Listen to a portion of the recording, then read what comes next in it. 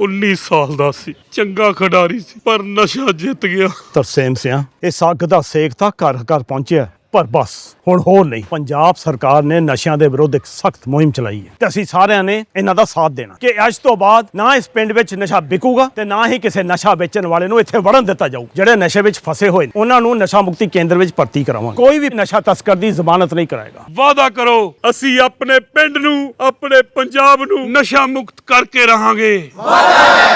बिहार में चल रहे एसआईआर को लेकर चुनाव आयोग एक बार फिर सवालों के घेरे में है। सुप्रीम कोर्ट में 26 जुलाई को एसोसिएशन फॉर डेमोक्रेटिक रिफॉर्म्स यानी एडीआर ने चुनाव आयोग की प्रक्रिया को धोखाधड़ी करार देते हुए कई अनियमितताओं का आरोप लगाया।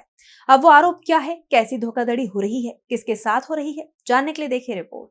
सुप्रीम कोर्ट में शनिवार यानी 26 जुलाई को एडीआर ने चुनाव आयोग की प्रक्रिया को मतदाताओं के साथ गंभीर धोखाधड़ी करार देते हुए कई अनियमितताओं का आरोप लगाया और कहा कि एसआईआर की प्रक्रिया में भारी लापरवाही हो रही है। सबसे गंभीर आरोप ये है कि कई ऐसे लोगों के नाम पर नए फॉर्म भर दिए गए जो इस दुनिया में ही नहीं है। इसका मतलब साफ है कि फर्जी वोटर्स की एंट्री कराने की ये एक साजिश है। अब तक ये कहा जा रहा था कि फर्जी वोटर्स की लिस्ट में बस ऐसे लोगों का नाम है जो घर पर मिले ही नहीं थे, यानी वोटर्स बिहार के बाहर के रहने वाले अवैध प्रवासी हो सकते हैं।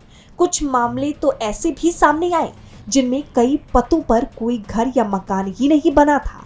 तो कई बार ऐसा हुआ कि मतदाताओं के फॉर्म ऑनलाइन जमा कर दिए गए, जबकि उन्होंने कभी किसी बीएलओ से मुलाकात ही नहीं की और न ही किसी दस्तावेज पर हस्ताक्षर किए। और अब ऐसे लोगों के नाम पर नए फॉर्म भरे जाना जो इस दुनिया में ही नहीं है, ये कई सवाल जो है वो खड़े कर रहा है। इस मामले में आरजेडी ने भी चुनाव आयोग की कार्यप्रणाली पर सवाल उठाते हुए कहा कि जब आधार से लिंक करने की बात हो तो डेटा मिसमैच हो जाता है और जब वोट बनवाने हो तो जो इस दुनिया में नहीं है वो भी जिंदा हो जाते हैं। डीबी लाइव की रिपोर्ट।